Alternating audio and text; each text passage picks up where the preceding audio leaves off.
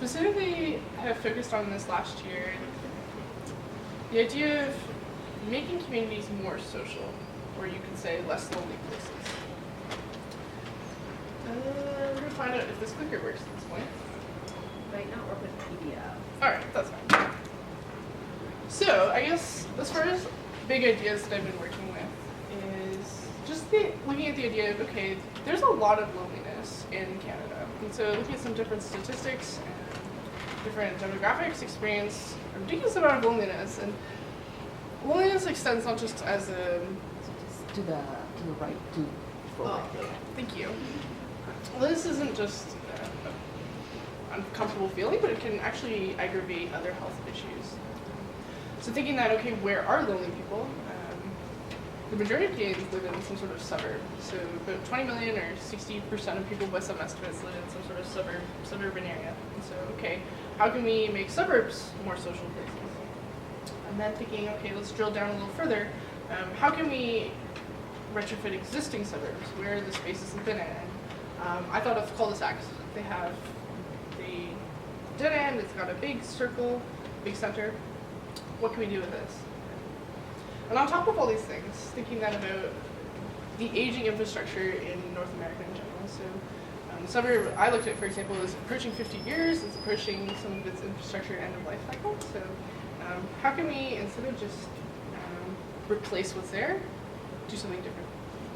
So change is challenging though. So as I'm thinking about retrofitting, I think we're going to have to do some phasing. So we're going to start with phase 1, 2, 3, introducing ideas and getting them settled and finalizing them. We're also going to have to, I guess, tack on to what's already happening in neighborhoods. So I drove around in Street View and looked at my neighborhood and realized, yeah, there's people who have put sports equipment out there. There's people who planted gardens. There's people who have put out benches. People want to be out in their streets. I think right now the streets don't allow for sociability because right now it's a road and it's got lawn. So very public and very private. You don't have a lot of space for just casually meeting a neighbor, especially in the neighborhood I was looking at. There's no sidewalk even. So how can we create this gradient of your private house and then your sort of private lawn and then a little more public and then pretty public and then really public, that gradient, so that everyone can feel comfortable no matter if they want to be right in the center of things or right on the edges. So getting to the specific site, looking at it, this is a community in Guelph, so this is West Willowridge. It's your typical 1970s suburb. It's single-family houses, some bungalows, some side splits and back splits, but I chose this area because it has a large number of cul-de-sacs in one area. So thinking that, okay, what can we do? So in phase 1, the idea is that we're just changing a few small things. So none of the functionality is changing, but we're adding a few things. So whether that's as simple as just adding a bench, adding some lawn games, some storage for equipment, just offering people places to sit, primarily in the center. So primarily in just existing open space. Also looking to improve safety. So we're painting on the roads. That's what the pink and purple is happening here. And we're trying to reduce speeds of traffic, because right now the roads are quite wide. I know it's a dead end, but it's easy to go quickly on. And then finally, just improving aesthetics, so making things look nicer, making it more appealing to outside, whether that's just through planting or adding some color. So this is what it might look like. You can see in the section, we haven't changed the functionality of the street. You can still park your car on the side, that's fine. But there's now almost a quasi-sidewalk pavement on the street. You have activity, but it's going on within the existing center. So then phase 2, we're starting to, actually start to affect the functionality of the street. And this is largely through reclaiming the public space. So instead of it just being roadway, just for the cars, we're reclaiming it for people. So that might look like adding a patio space on the existing roadway, adding some tables and chairs.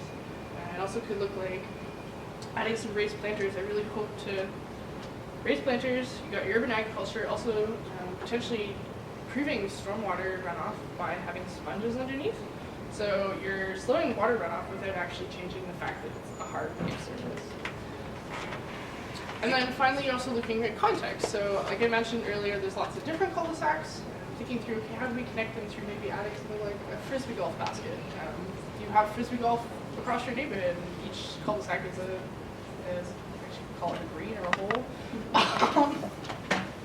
So thinking through the context. So this is again what it might look like. You're starting to get things right on the street. You're starting to maybe have to just drive and not park on the street.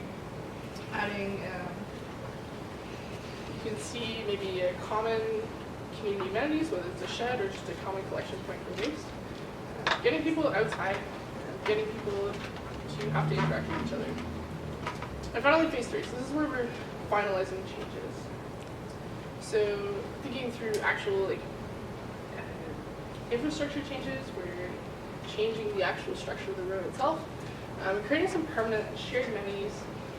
We're doing this to create a livable street. We're also doing this to meet just sustainable goals in general, not just social goals like I've been focusing on, but also environmental goals, hoping to reduce stormwater runoff, improve through swales and through permeable pavers, and then also sustainability in the sense of financially, we would be implementing this phase at a time when the infrastructure needs to get changed anyway, so the funding would have to be available regardless of if we did something really different or if we just replaced the sewers. So again, this is what it might look like. You have some swales, you have the opportunity for people to sit kind of in the margins and like some quasi porches, I guess. Maybe looking at the grading and how can we make the centers more interesting. So I've been talking about one street in particular. This would be happening across several streets, but over time, so that phase 1 would be implemented in some streets, but then other streets later, so that you can learn from what worked well and what didn't across the neighborhood. I guess I'll just kind of conclude with the idea that there are endless possibilities. I mentioned kind of some big concepts. So really what the end product was probably going to look really different than I envisioned, because you have to take into account what the community is like, the topography, the climate, what the individual neighbors want.